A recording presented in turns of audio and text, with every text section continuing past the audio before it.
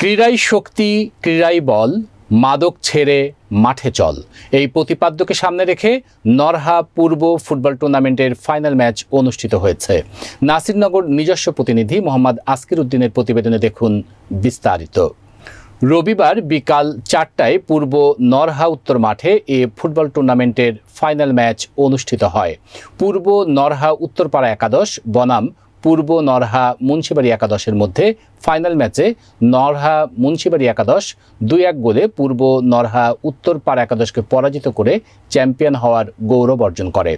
উক্ত খেলায় রেফারি হিসেবে দায়িত্ব পালন করেন মোহাম্মদ দেলাওয়ার হোসেন দিলু।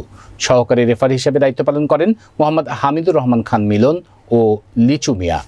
খেলায় প্রধান অতিথি হিসেবে উপস্থিত ছিলেন হরিপুর ইউনিয়নের চেয়ারম্যান আলহাজ মোহাম্মদ ফারুক মিয়া।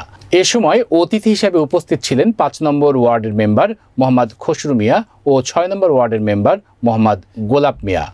মাঠ ভর্তি ফুটবল প্রেমী দর্শক ও এলাকার গণ্যমান্য ব্যক্তিবর্গ এ খেলা উপভোগ করেন। খেলার ধারাভাষ্যকার ছিলেন রাজধানী টেলিভিশনের নিজস্ব প্রতিনিধি Mohammad Askir Uddin.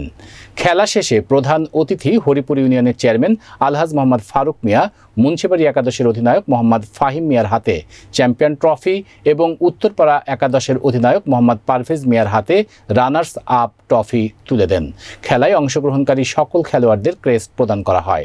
Man of the ম্যাচের পুরস্কার অর্জন করেন মুন্সিবাড়ি একাদশের অধিনায়ক মোহাম্মদ ফাহিম মিয়া।